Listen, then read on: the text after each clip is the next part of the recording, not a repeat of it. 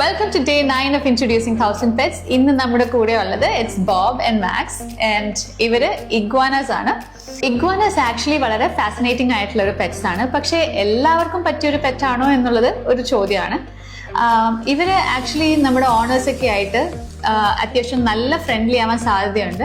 പക്ഷേ at the same time നല്ല ടൈമും ക്ഷമയും ഇൻവെസ്റ്റ്മെന്റും ഒക്കെ ആവശ്യമുള്ളൊരു സംഭവമാണ്. അത്യാവശ്യം വലിയ എൻക്ലോഷേഴ്സിൽ വളരാൻ ഇഷ്ടപ്പെടുന്ന അല്ലെങ്കിൽ അത്യാവശ്യം സ്പേസ് ഒക്കെ ആവശ്യമുള്ള ഒരു സ്പീഷീസ് ആണ് ഇഗ്വാനാസ് എന്ന് പറയുന്നത്. അതുപോലെ തന്നെ നല്ല സൺലൈറ്റ് കിട്ടുന്ന അല്ലെങ്കിൽ നമ്മൾ UV ലൈറ്റ് ഒക്കെ സെറ്റ് ചെയ്ത് കൊടുക്കണം. Because vitamin D is very essential. ഇവരുടെ സ്കിന്നിന്റെ കളർ എൻഹാൻസ് ആവാനും ഒക്കെ നമുക്ക് വൈറ്റമിൻ ഡിയും സൺലൈറ്റും ഒക്കെ വളരെ ഇമ്പോർട്ടൻ്റ് ആണ്.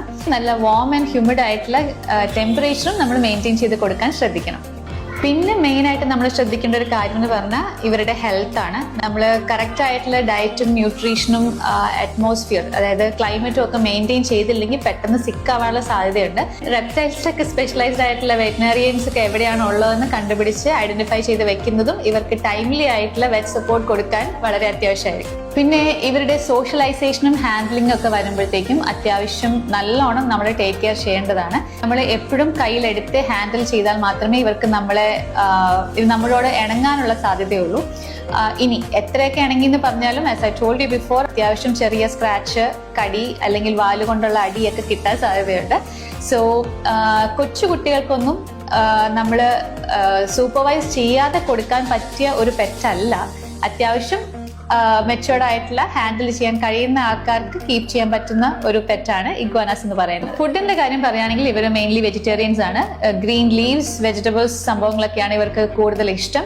ആൻഡ് ഇവർ വളരുന്ന അനുസരിച്ച് അല്ലെങ്കിൽ ഇവരുടെ സൈസ് കൂടുന്ന അനുസരിച്ച് ഡയറ്ററി റിക്വയർമെന്റ്സ് കുറച്ച് എക്സ്പെൻസീവ് ആവാനും ക്വാണ്ടിറ്റി കൂടുതൽ ആവശ്യം വരാനും ഒക്കെ സാധ്യതയുണ്ട്. ഒരു അഡൽട്ട് ഇഗ്വാന എന്ന് പറയുന്നത് ഒരു 5 to 6 ഫീറ്റോളം നീളം വരും. At the same time 8 to 10 kg വെയിറ്റും അവർക്ക് വരാൻ സാധ്യതയുണ്ട്. ഇവരുടെ ലൈഫ് സ്പാൻ എന്നൊക്കെ പറയുന്നത് തന്നെ ഒരു 20 to 30 years ഉണ്ട്.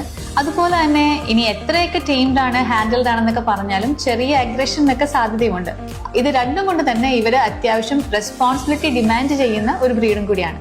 അപ്പോൾ ഞാൻ ഒന്നും കൂടി പറയാണ്, ബിഗിനേഴ്സിനും കൊച്ചുകുട്ടികൾക്കും പറ്റുന്ന ഒരാളല്ല. അത്യാവശ്യം എക്സ്പീരിയൻസ്ഡ് ആയിട്ടുള്ള ആൾക്കാർക്ക് മെയിൻറ്റെയിൻ ചെയ്യാൻ പറ്റുന്ന ഒരു പെറ്റാണ്. ബട്ട് അഗെയിൻ ഇവര് വളരെ കാം ആൻഡ് ജെന്റിൽ ആയിട്ടുള്ള ഒരു ബ്രീഡ്സും കൂടിയാണ്.